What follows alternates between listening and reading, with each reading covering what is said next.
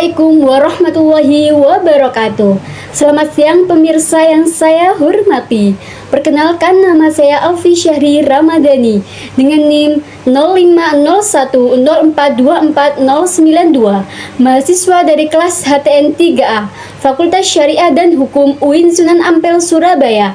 Pada kesempatan kali ini, saya akan menyampaikan tugas ujian akhir semester untuk mata kuliah Kaidah Fikih HTN dengan menganalisis kebijakan publik menggunakan perspektif kaidah fikih. Di sini saya akan menganalisis kebijakan bantuan sosial atau bansos di Indonesia. Berdasarkan data terbaru Badan Pusat Statistik September 2024, terdapat 24,06 juta orang atau 8,57% penduduk Indonesia yang masih hidup di bawah garis kemiskinan. Meskipun angka ini menunjukkan penurunan dari Maret 2024 yang mencapai 25,22 juta orang atau 9,03%, namun jumlah ini tetap menunjukkan tantangan besar dalam pengentasan kemiskinan. Untuk mengatasi hal ini, pemerintah mengalokasikan anggaran perlindungan sosial yang sangat besar, yakni 496,8 triliun rupiah dalam APBN 2024, meningkat 13,1% dari tahun sebelumnya. Dana ini disalurkan melalui berbagai program seperti Program Keluarga Harapan atau PKH, Bantuan Pangan Non-Tunai atau BPNT, dan Bantuan Beras 10 kg per bulan, dan Bantuan Langsung Tunai atau BLT. Namun, berbagai media memberitakan masalah serius dalam pelaksanaannya. Kompas.com tanggal 27 Februari 2024 melaporkan bahwa penyalahgunaan bansos saat pemilu dinilai bisa masuk kategori korupsi karena menguntungkan pihak tertentu.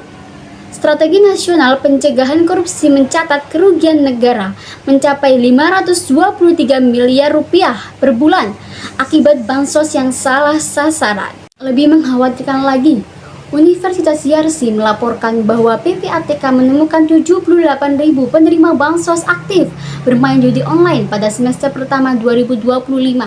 Dengan 603.959 keluarga penerima manfaat terlibat dalam transaksi mencurigakan. Bahkan 56 rekening penerima bansos memiliki saldo di atas 50 juta rupiah, yang jelas-jelas bertentangan dengan profil penerima bansos yang seharusnya miskin. Indonesia Corruption Watch juga mencatat berbagai masalah seperti data yang tidak valid, politisasi oleh kepala daerah, pemotongan dana, dan pungutan liar dalam distribusi bansos. Ini menunjukkan adanya gap antara tujuan mulia kebijakan bansos dengan realitas implementasinya.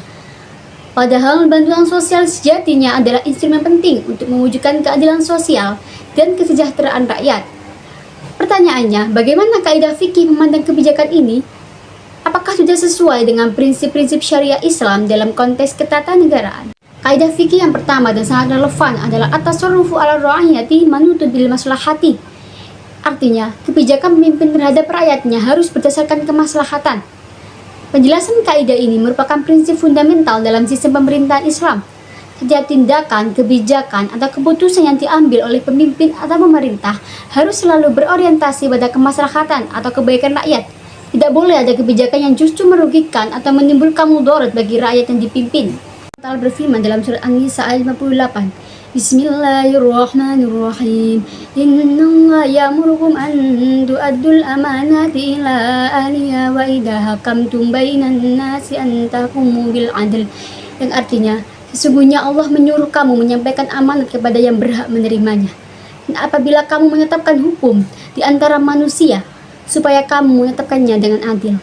Selain itu, Rasulullah SAW bersabda dalam hadis riwayat Imam Bukhari dan Muslim, kullukum ra'in wa kullukum mas'ulun an ra'iyatin. Yang artinya, setiap kamu adalah pemimpin dan setiap kamu akan dimintai pertanggungjawaban atas kepemimpinannya. Analisis penerapannya, kebijakan bansos sejatinya sejalan dengan kaidah ini karena bertujuan untuk kemaslahatan rakyat miskin. Namun, ketika terjadi salah sasaran, penyalahgunaan dana, atau ketidaktransparanan, maka kaidah ini dilanggar. Pemerintah sebagai pemegang amanah rakyat wajib memastikan bahwa setiap rupiah bantuan benar-benar sampai kepada yang berhak dan membawa manfaat nyata. Fikih yang kedua adalah dar'ul mafasid muqaddimu ala jalbil masalih, yang artinya menolak kerusakan lebih didahulukan daripada menarik kemaslahatan. Penjelasan kaidah ini mengajarkan bahwa dalam situasi di mana ada potensi kerusakan atau mafsadat dan ada kemaslahatan, maka prioritas utama adalah mencegah kerusakan terlebih dahulu. Karena dampak kerusakan biasanya lebih besar dan lebih sulit diperbaiki dibandingkan kehilangan suatu kemaslahatan. Shallallahu Alaihi Wasallam bersabda dalam hadis riwayat Imam Muslim, la dororo wa la diroro, yang artinya tidak boleh membahayakan diri sendiri dan tidak boleh membahayakan orang lain. Hadis ini menjadi landasan untuk menghindari segala bentuk kerusakan atau bahaya dalam setiap aktivitas, termasuk kebijakan publik. Dalam surat Al-Maidah ayat 2, Allah Subhanahu wa taala berfirman, Bismillahirrahmanirrahim. Wa ta'awanu 'alal birri wat taqwa wa la ta'awanu 'alal ismi wal 'udwan. Yang artinya, dan tolong menolonglah kamu dalam kebaikan dan takwa, dan jangan tolong menolong dalam berbuat dosa dan permusuhan. Bansos, kerusakan yang harus dicegah adalah korupsi, penyalahgunaan wewenang, salah sasaran, dan ketidakadilan. Meskipun tujuan bansos adalah baik, namun jika sistem pelaksanaannya berpotensi menimbulkan kerusakan-kerusakan tersebut, maka mencegah kerusakan harus menjadi prioritas ini. Berarti harus ada sistem pengawasan yang ketat, transparansi, dan mekanisme akuntabilitas yang kuat.